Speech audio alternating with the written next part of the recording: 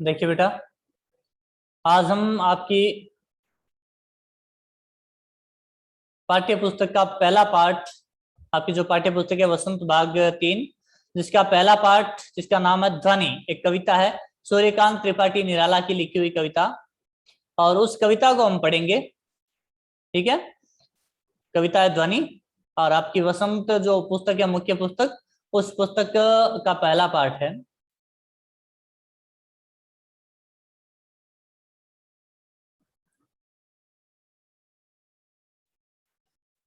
देखिए आपके स्क्रीन पर कविता है। कविता का नाम है ध्वनि। ये इस कविता का जो शीर्षक है, और एक बार इस कविता को हम सहज स्वर पढ़ लेते हैं, उसके बाद इसके कठिन शब्दार्थ और भावार्थ से रूबरू होंगे। कविता है, अभी न होगा मेरा अंत, अभी न होगा मेरा अंत, अभी अभी ही तो आया है मेरे वन में मृदुल वसंत, अभी न होगा मेरा अंत। यहाँ वन भी है और जीवन भी है ना, दोनों काम में। कई जगह जीवन भी लिखा हुआ आता है।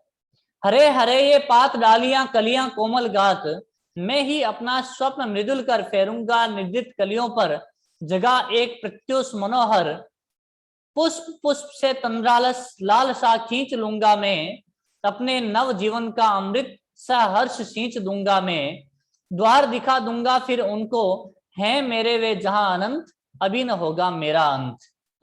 ये तो इसके जो कवि हैं सूर्यकांत त्रिपाठी निराला, ये इसके कविता के कवि हैं। अब इस कविता के शब्दार्थ देखते हैं। अभी न होगा मेरा अंत, ये अपनी कविता।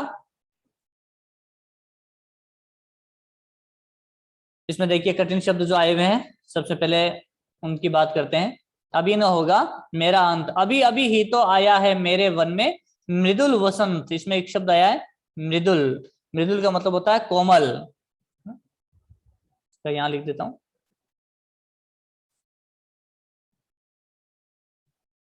ठीक है, मृदुल का मतलब होता है कोमल, और वसंत आप जानते हैं, वसंत एक ऋतु का नाम है। अभी न होगा मेरा अंत, हरे हरे ये पात, पात का मतलब होता है पत्ते, पत्ते में आधा तय भी होता है। हरे हरे ये पात डालियां कलियां कोमल गात, कलियां अधखिले फूल, कली है ना, फूल खिलने से ठीक पहले की जो अवस्था होती है थी, उसको कहते हैं कली, उसका बहुवचन रूप है कलियां। हरे हरे ये पात डालियां कलियां कोमल गात, कोमल का मतलब होता है मुलायम। देखो पहले शब्द आया था मृदुल, मृदुल कोमल मुलायम, ये आपस में पर्याय शब्द हैं। मुलायम। गात, गात का मतलब होता है शरीर।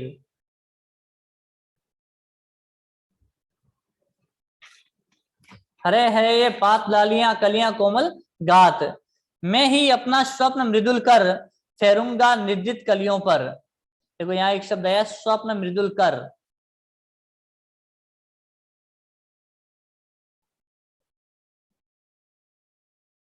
कोमल कल्पनाओं रूपी हाथ ना, स्वप्न क्या होता है, कल्पना ही होती।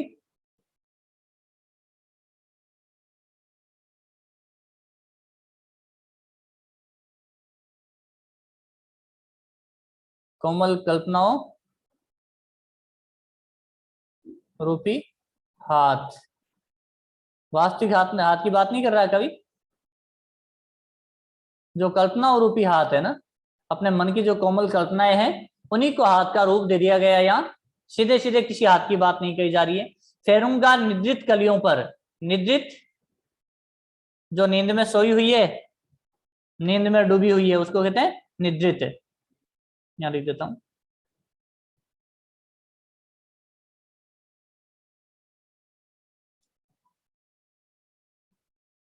नींद में डूबी हुई।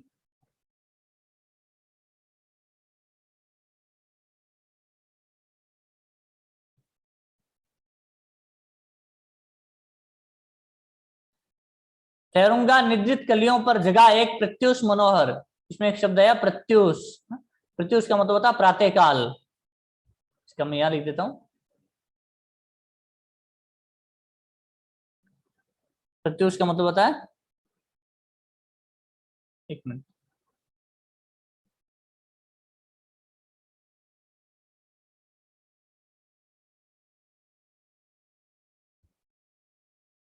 प्रत्युष का मतलब बता बेटा। प्रातः काल। और फिर एक शब्द है मनोहर। मनोहर का मतलब होता है मन को अच्छा लगने वाला, सुंदर, है ना। तो हम इसका अर्थ ले सकते हैं सुंदर। ठीक है। आगे और जो बची हुई कविता है, उसके भी एक बार के लिए हम अर्थ देखते हैं, उसके बाद आगे बढ़ेंगे।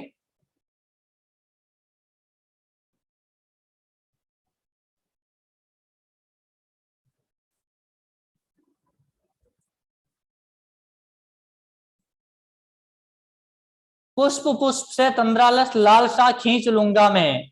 पुष्प, पुष्प का मतलब होता है पुष्प, पुष्प किसी भी पुष्प का अर्थ ले लो, होता है फूल। फूल फूल से तंद्रालस लाल सा खींच लूंगा मैं। तंद्रालस, तंद्रालस का मतलब होता है नींद से बोझिल। नींद से बोझिल।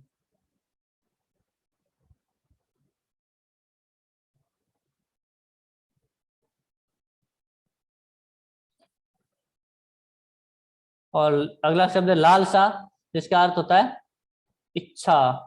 क्या अर्थ होता है? इच्छा। अपने नव जीवन का अमृत से हर्ष सींच दूंगा मैं। नव का मतलब होता है नया।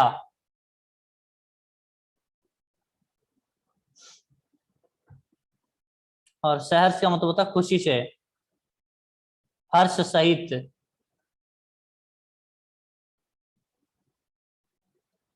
खुशी से।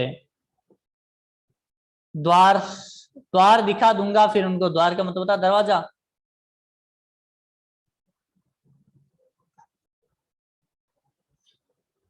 और है मेरे वे जहां अनंत। अनंत का मतलब होता है ईश्वर। ईश्वर का पर्याय शब्द है अनंत, जो अंतहीन है ना। ईश्वर का पर्याय शब्द भी है अनंत। अभी न होगा मेरा अंत। यह जो कविता थी इसके शब्दार्थ हैं, उसके बाद अब भावार्थ देखते हैं।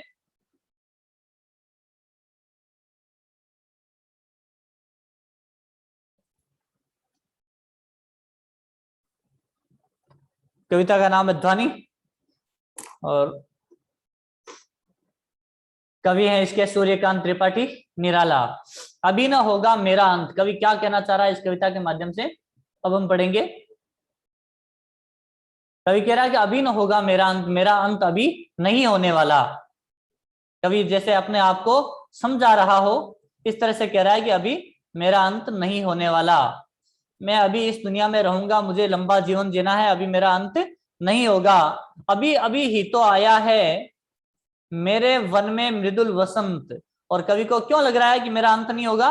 क्योंकि कवि को लग रहा है कि अभी अभी ही तो मेरे जीवन में वह मृदुल वसंत आया, वह कोमल वसंत रूपी खुशियां आई हैं, वह साहस आया है, वह जोश आया है। जिस तरह से वसंत आने पर जंगल में पेड़ पौधे हरे भरे हो जाते हैं, सारी प्रकृति में हरियाली छा जाती है, नए फूल पत्ते आते हैं, उसी तरह से कवि कहता है कि मेरा जीवन यह भी अभी शुरू हुआ है, इसकी युवावस्था शुरू हुई है, और यह युवावस्था भी जीवन में एक वसंत के रूप में है। जिस तरह से वसंत ऋतु खुशियां बिखेरती है चारों तरफ हरियाली बिखेरती है, सुगंध बिखेरती है, उसी तरह से जो युवावस्था है वह भी सब जगह हरिया, सबके मन में खुशियां बिखेरती है, खुशियां लाती हैं, साहस का संचार करती हैं।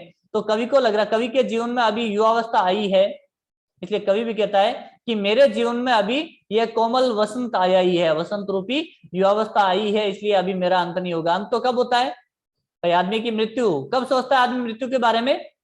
जब वह बूढ़ा होने लगता है, तब उसे लगता है कि हो सकता है मेरी मृत्यु नजदीक हो। लेकिन जब युवावस्था आती है तब तो मृत्यु के बारे में कोई सोचता ही नहीं है। वही कवि सोच रहा है कि अभी मेरा अंत होने वाला नहीं, क्योंकि अभी तो मेरी युवावस्था आई ही है, मुझे प्राप्त ही हुई है, तो अभी तो मुझे बहुत काम करने हैं, बहुत सारे काम मेरे बाकी हैं। तो वो कहता है कि अभी मेरा अंत होने वाला नहीं है। अब आगे लिखता है कवि, हरे हरे ये पात डालियां कलियां कोमल गाछ। तो देखो जैसे ही वसंत ऋतु आती है तो सब जगह हरियाली छा जाती है, सारी डालियों पर कलियां विकसित होती है और उनके जो शरीर है उन डालियों के, उन पेड़ पौधों के ऐसे लग जाते हैं जैसे बहुत ज्यादा कोमल हो, बहुत ज्यादा मुलायम हो। ठीक है, तो उनकी ऐसी स्थिति हो जाती है। तो कवि के मन की भी लगभग यही स्थिति है ना। जिस तरह से वसंत ऋतु के आगमन पर प्रकृति में पेड़ पौधों की स्थितियां होती हैं, वैसी ही युवावस्था आने पर कवि के मन की स्थिति है, कवि के जोश की स्थिति है, कवि के आनंद की स्थिति है, कवि की कल्पनाओं की स्थितियां हैं। तो कवि कहता है कि अभी अभी तो मुझे ये वसंत रूपी यौवन अवस्था मिली ही है, तो मैं ही अपना स्वप्न मृदुल कर फेरूंगा निद्रित कलियों पर। कवि क्या चाहता है? जगह एक प्रत्युष मनोहर, एक नया सवेरा लाने के लिए। प्रत्युष मनोहर, एक सुंदर नया सवेरा लाने के लिए, मतलब लोगों के मन की जो निराशावादिता है उसको दूर करने के लिए, उनमें आशा का संचार करने के लिए, आशा रूपी सूर्य उगाने के लिए वे क्या करेगा कवि? मैं ही अपना स्वप्न मृदुल कर फेरूंगा निद्रित कलियों पर। क्या करेगा कवि? जो अपना स्वप्न मृदुल कर है, अपनी कोमल कल्पनाओं रूपी हाथ है, वास्तव में वो किसी कली पर हाथ नहीं घुमाना चाहेगा, वह अपने मन की जो कोमल कल्पनाएं हैं, उन कल्पनाओं से जो भी निराशा में डूबे हुए व्यक्ति हैं, जो भी निराशा में डूबे हुए किशोर युवा लोग हैं, उनमें जागृति लाने की कोशिश करेगा अपनी कविताओं द्वारा, अपनी कल्पनाओं द्वारा।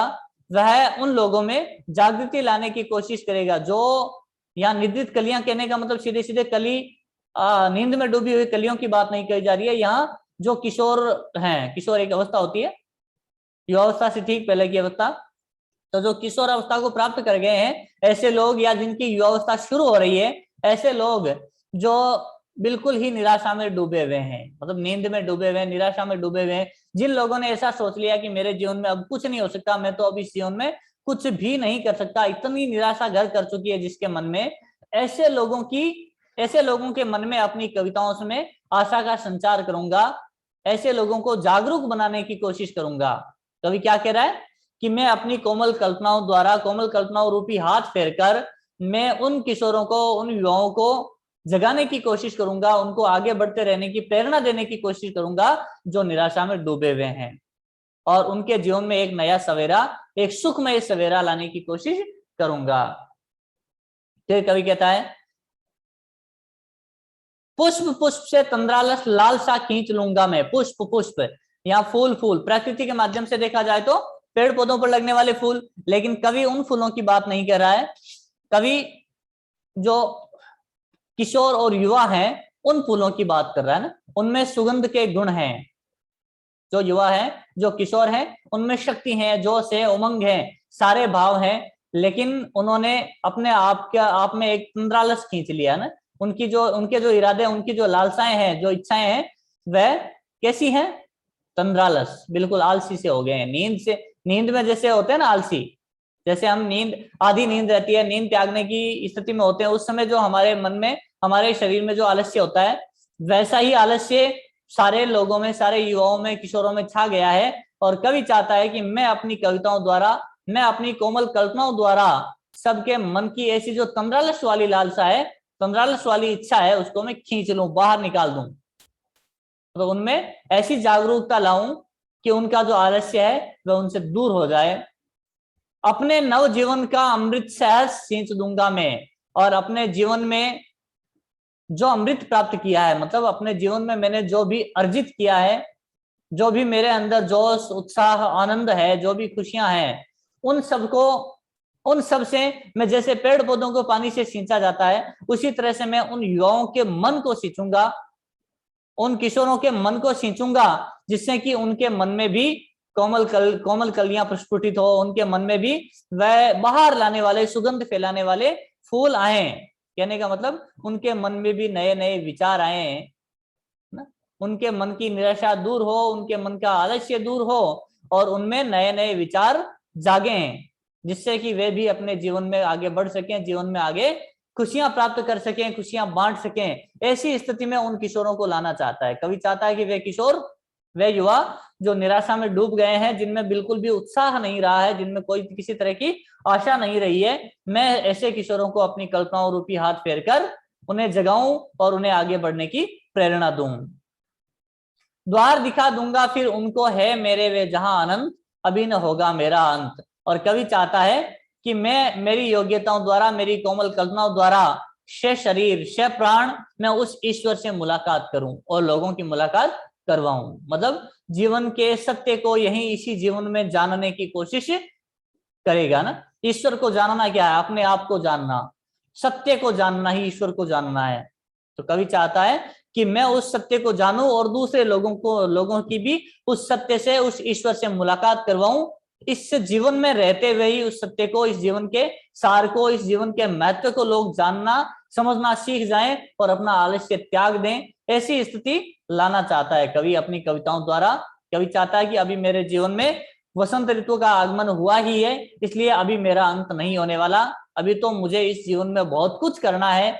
बहुत सारे जो ऐसे युवा, ऐसे लोग जो निराशा में डूबे हुए हैं, उन्हें उनमें आशा का संचार करना है, उनमें उत्साह का संचार करना है। देखिए एक छोटी सी कविता लिखी, लेकिन छोटी सी कविता के माध्यम से भी कवि ने बहुत बड़ा संदेश दिया है कि अपने जीवन में युवावस्था को यूं ही बर्बाद नहीं करना है। एक युवावस्था ही है जिससे हम अपने जीवन में बहुत कुछ प्राप्त कर सकते हैं। अपने पास में वे शक्तियां, वे योग्यताएं, वे काबिलियत रहती है जिससे हम अपने जीवन में भी खुशियां ला सकते हैं और दूसरों के जीवन में भी खुशियां दे सकते हैं, भर सकते हैं। इसलिए हमें कभी भी अंत के बारे में नहीं सोचना, ये नहीं सोचना कि अभी हमारा अंत हो जाएगा। हमें जितना जीवन मिला है उस जीवन का हमें सदुपयोग करना है और दूसरे लोगों को भी जीवन का सदुपयोग करना सिखाना है। यही संदेश कवि अपनी इस कविता के माध्यम से देना चाह रहा है, सूर्यकांत त्रिपाठी निराला। देखिए इसके शब्दार्थ हमने देखे, पढ़े भी, इसलिए आपको इन शब्दार्थों को अपनी नोटबुक में करना भी है और याद भी करना है अच्छी तरह से।